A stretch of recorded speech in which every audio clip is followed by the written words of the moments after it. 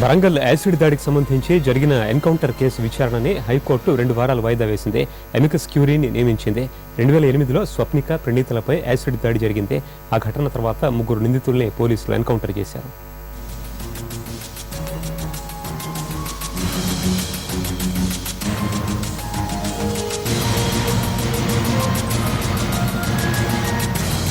ఈ అంశానికి సంబంధించి హైకోర్టులో సాగుతున్న విచారణపై లేటెస్ట్ అప్డేట్స్ మా ప్రతినిధి శర్మ అందిస్తారు. శర్మ, ఎన్కౌంటర్ కి సంబంధించి సాగుతున్న విచారణలో లేటెస్ట్ అప్డేట్స్ ఏమిటి?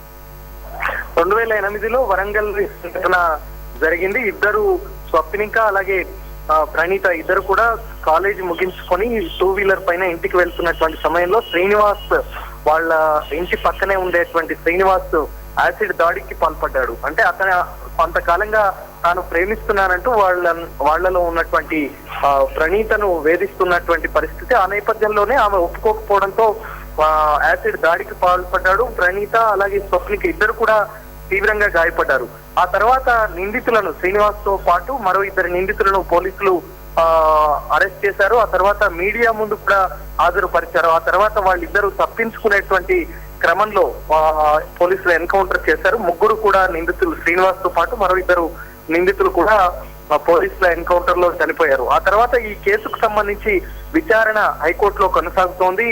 బలవంతంగా పోలీసులే కాల్చి చంపారు అనేటువంటి విషయానికి సంబంధించి కోర్టులో విచారణ జరుగుతున్నటువంటి నేపథ్యంలో ఇవాళ కూడా మరోసారి దీనికి సంబంధించి విచారణ జరిగింది. అయితే పిటిషనర్ తరపు న్యాయవాది వాదనలు సరిగ్గా లేవు, తమకు అర్థం కావట్లేదు, ఈ కేసుకు సంబంధించి ఏ రకంగా ఆ వాదనలు ఉపయోగపడవు అంటూ న్యాయస్థానం అమికస్ క్యూరీని నియమించింది. అంటే ప్రత్యేక న్యాయవాదిని నియమించింది. కేసుకు సంబంధించి ఆ లాయర్ తన వాదనలను మరికొంత సమయం పాటు కొనసాగించేటువంటి అవకాశం ఉంటుంది. కాబట్టి ఆ న్యాయవాది వాదించేటువంటి వాదనలు ఈ కేసుకు ఉపయోగపడేటువంటి అవకాశాలు ఉంటాయన్న నేపథ్యంలోనే అమికస్ క్యూరీని హైకోర్టు ఏర్పాటు చేసింది. 2 వారాల తర్వాత ఈ కేసు విచారణ జరగనుంది. మరి ఆ తర్వాత వాదనలు ఏ విధంగా ఉంటాయి, మరి కేసుకు సంబంధించి తీర్పు ఏ విధంగా ఉంటుంది అనేటువంటిది మనం వేచి చూడాల్సి ఉంది.